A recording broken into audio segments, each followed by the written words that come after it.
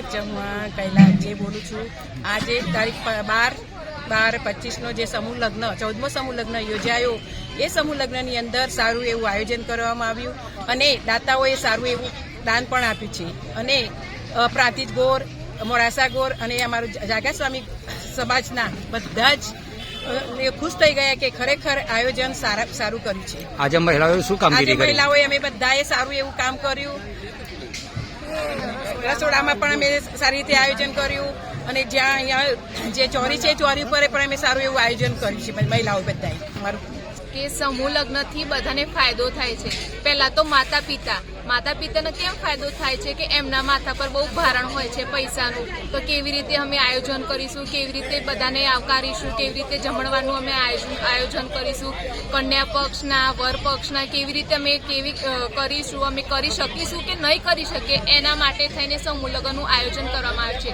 સમૂહ લગ્નથી દીકરીને પણ ફાયદો થાય છે અને એના પપ્પાને પણ ફાયદો થાય છે, જેથી એના પપ્પાના માથા પર આવતું ભારણ ઓછું થાય છે અને આ દિવસે ને દિવસે જેમ જેમ આ સમૂહ લગ્ન જેમ વધતા જશે એમ આપણા સમાજને તેમજ આપણા ધરતી ઉપર બધા જે લોકો છે એમને પણ ફાયદો થશે, જેથી પૈસાનો બચાવ થશે અને બધાને ફાયદો થશે। હું જીતને ભાઈ ચૌહાણ 14મા સમૂહ લગ્ન જાગા સ્વામી તરફથી યોજવામાં આવ્યા, એમાં બહુ સરસ આયોજન થયું અને હજુ વધુમાં વધુ આવતી સાલ સમૂહ લગ્નમાં જોડાય અને અતિ વધારે સારું આયોજન કરી શકીએ। જો સમાજના વધુ લોકો જોડાશે તો આયોજન કરવા પણ વધુ મજા આવશે, તો વધુ સારું જોડાય અને વધારે સંખ્યામાં જોડાય તો બહુ સારું રહેશે અને સાથ સહકાર સમાજવાળા બધા આપે છે તો છોકરાને મા બાપ, છોકરીને મા બાપને પણ કેવું દાન દીકરીઓને આપવામાં આવ્યું? દીકરીઓને બહુ સારું બધી જ વસ્તુ આપવામાં આવી છે, જે મા બાપ બી ના આપી શકે, ગરીબ ઘરના મા બાપ હોય એ પણ ના આપી શકે એવું સારામાં સારું દાન છોકરીઓને આપવામાં આવ્યું છે અને આથી વધુ સારું દાન મળે આવતું। કેટલા પરગણા જોડાયા? 3 પરગણા જોડાયા, મોડાસા પરગનું, ઈડર પરગનું અને જાગા સ્વામી મોહનપુર પરગનું।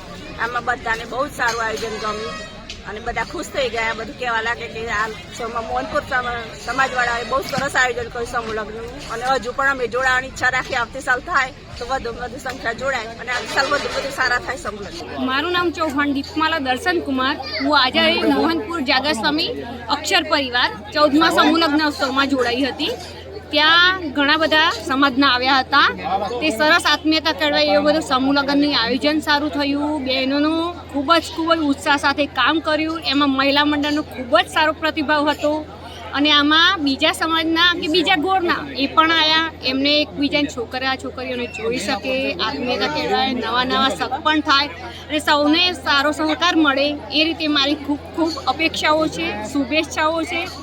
આ લગ્નથી શું ફાયદા થાય? આ લગ્નથી એક ફાયદા કે જે એકબીજાને મળી શકતા નથી અહીંયા મળી શકે, એકબીજાના ખાસ અંગત હોય એ પણ મળે અને જે લગ્નમાં અટક્યા હોય કે જે મળી ના શકતા હોય એ પણ અહીંયા કંઈ ને કંઈક થતું હોય એના કારણે મળી શકે, એટલે એકબીજાના શક પણ થાય, છોકરીઓ એકબીજાને જુએ, પેઢી આગળ ચાલતી થાય અને છોકરીને પોતાને મનગમતું પાત્ર મળી રહે, એટલું સરસ આયોજન કરવામાં આવ્યું છે અને એવું થાય કે આવતા ઘણા વર્ષો સુધી મોહનપુર જાગા સ્વામી સમાજના આ રીતે આયોજન કરતા રહે એવી મારી શુભકામના। નૈનાજે ચૌહાણ, મોહનપુર પંચ જાગા સ્વામી સમાજ। આજે મોહનપુર સમાજમાં 14મો સમૂહ લગ્ન ઉજવાય, એમાં મોહનપુર પંચ પ્રમુખ શ્રી મંત્રી શ્રી બીજા હોદ્દેદારોએ ભેગા મળીને સારો એવો ફાળો એકઠો કર્યો, યુવક મંડળે પણ ફાળો એકઠો કર્યો અને મહિલા મંડળે પણ સારો એવો ભાગ ભજવીને ફાળો આપ્યો સમાજને। તો આ રીતે પૈસા હોય તો જ સમૂહ લગ્ન થાય, તો ફાળો દરેકે આપ્યો એટલે સમૂહ લગ્નનું આયોજન પણ સારી રીતે કરી શકાયું। એકબીજા 5 લગ્ન ગ્રંથિથી જોડાયા, પછી બધાને સારું એવું દાન મળ્યું દીકરીઓને, તો કોઈએ ટ્રોલી બેગ આપી, તો એવી રીતે ઘણું બધું આજે છોકરીઓનું જે ગિફ્ટ જોઈને આપણને એમ થાય કે મમ્મી પપ્પાને પણ આમાં કેટલો ફાયદો છે।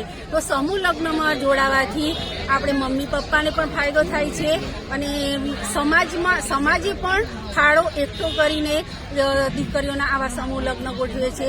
તો સમાજને મારી વિનંતી છે કે ખરેખર સમૂહમાં જ લગ્નો કરવા જોઈએ, ઘરે કોઈએ કરવા જોઈએ નહીં।